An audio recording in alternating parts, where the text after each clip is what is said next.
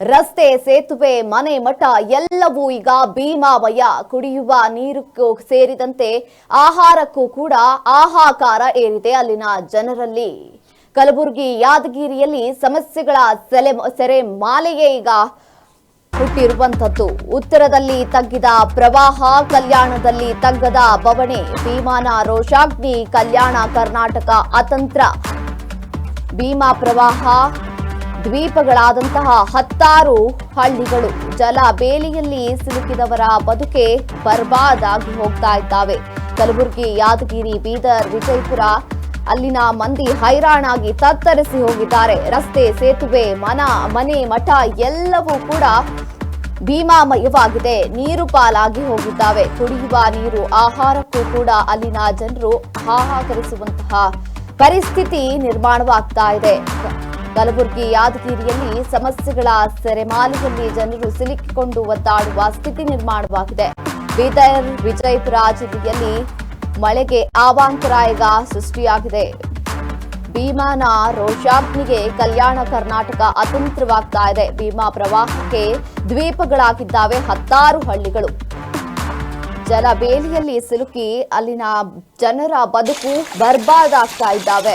ಕಲಬುರಗಿ, ಯಾದಗಿರಿ, ಬೀದರ್, ವಿಜಯಪುರ ಅಲ್ಲಿನ ಜನರು ತತ್ತರಿಸಿ ಹೋಗಿದ್ದಾರೆ.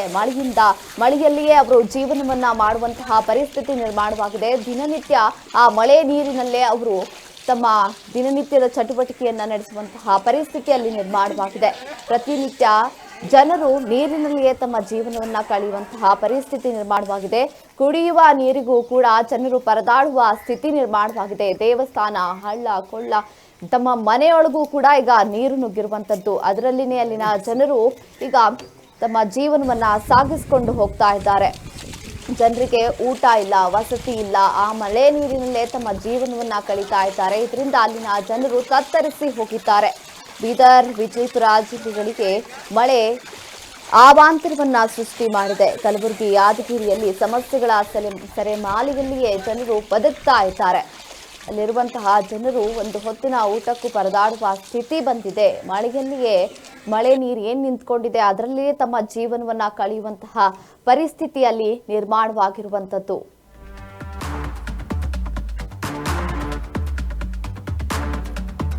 ಪರ ವಿರೋಧದ ಬೆನ್ನಲ್ಲೇ ಉತ್ತರದತ್ತ ಸಿದ್ದು ಸರ್ಕಾರ. ಸಾವು ನೋವಿನ ಬೆನ್ನಲ್ಲೇ ಸ್ಥಳಕ್ಕೆ ಅಧಿಕಾರಿಗಳ ದಂಡು ಈಗ ಭೇಟಿ ನೀಡ್ತಾ ಇದೆ. ಇಂದು ಉತ್ತರ ಕರ್ನಾಟಕಕ್ಕೆ ಸಿಎಂ ಸಿದ್ದರಾಮಯ್ಯ ಅವರು ವಿಸಿಟ್ ಮಾಡ್ತಾ ಇದ್ದಾರೆ. ಬೆಳಗ್ಗೆ 10:30ಕ್ಕೆ ಬೆಂಗಳೂರಿನಿಂದ ಕಲಬುರಗಿಗೆ ಪ್ರಯಾಣವನ್ನ ನಡೆಸಲಿದ್ದಾರೆ ಸಿಎಂ ಅವರು. ವಿಶೇಷ ಪ್ಯಾಕೇಜ್ ಘೋಷಿಸುವಂತೆ ಅನ್ನದಾತರ ತಮ್ಮ ಅಳಲನ್ನ ತೋಡಿಕೊಂಡಿದ್ದಾರೆ. ಹಾನಿ ಬಗ್ಗೆ ಸುದ್ದಿಗೋಷ್ಠಿ ನಡೆಸಲಿರುವ ಸಿಎಂ ಸಿದ್ದರಾಮಯ್ಯ ಅವರು ಮಳೆ ಹಾನಿಗೆ ಪರಿಹಾರ ಘೋಷಣೆ ಮಾಡೋ ಸಾಧ್ಯತೆ ಹೆಚ್ಚಿನ ರೀತಿಯಲ್ಲಿ ಕಂಡು ಬರ್ತಾ ಇದೆ. ಕಲಬುರಗಿ, ಬೀದರ್ನಲ್ಲಿ ಸಾವಿರಾರು ಜನರು ಈಗ ಅಲ್ಲಿ ಒದ್ದಾಡ್ತಾ ಇದ್ದಾರೆ. ಸಾವಿರಾರು ಜನ ಮಳೆಯಲ್ಲಿಯೇ ತಮ್ಮ ಜೀವನವನ್ನ ಕಳೀತಾ ಇದ್ದಾರೆ. ಪರದಾಡುವಂತಹ ಸ್ಥಿತಿ ನಿರ್ಮಾಣವಾಗಿದೆ. ಬೆಳೆಗಳು ನಾಶವಾಗಿದೆ. ಹಾಗಾಗಿ ಮಳೆ ಹಾನಿಗೆ ಪರಿಹಾರ ಘೋಷಣೆ ಮಾಡಲಿದ್ದಾರೆ ಸಿಎಂ ಸಿದ್ದರಾಮಯ್ಯ ಅವರು. ಇಂದು ಉತ್ತರ ಕರ್ನಾಟಕಕ್ಕೆ ಸಿಎಂ ಸಿದ್ದರಾಮಯ್ಯ ಅವರು ವಿಸಿಟ್ ಮಾಡಲಿದ್ದು ಕಲಬುರಗಿಯಲ್ಲಿ ಸಿದ್ದರಾಮಯ್ಯ ಅವರು ಮೀಟಿಂಗ್ ಅನ್ನ ಮಾಡಿ ಬೆಳಗ್ಗೆ 10:30ಕ್ಕೆ ಬೆಂಗಳೂರಿನಿಂದ ಕಲಬುರಗಿಗೆ ಇವರು ಪ್ರಯಾಣವನ್ನ ನಡೆಸಿ ವಿಶೇಷ ಪ್ಯಾಕೇಜ್ ಘೋಷಿಸುವಂತಹ ಸಾಧ್ಯತೆ ಇದೆ. ಘೋಷಣೆ ಮಾಡಬೇಕು ಅಂತ ಅನ್ನದಾತರು ಈಗ ತಮ್ಮ ಅಳಲನ್ನ ತೋಡ್ಕೊಂಡಿದ್ದಾರೆ. ಹಾಗಾಗಿ ಮೀಟಿಂಗ್ ಆದ ಬಳಿಕ ಹಾನಿ ಬಗ್ಗೆ ಸುದ್ದಿಗೋಷ್ಠಿಯನ್ನ ಸಿಎಂ ಸಿದ್ದರಾಮಯ್ಯ ಅವರು ನಡೆಸಿ ಮಳೆ ಹಾನಿಗೆ ಪರಿಹಾರವನ್ನ ಘೋಷಣೆ ಕೂಡ ಮಾಡುವಂತಹ ಸಾಧ್ಯತೆಗಳು ಹೆಚ್ಚಿನ ರೀತಿಯಲ್ಲಿ ಕಂಡು ಬರ್ತಾ ಇರುವಂತದ್ದು.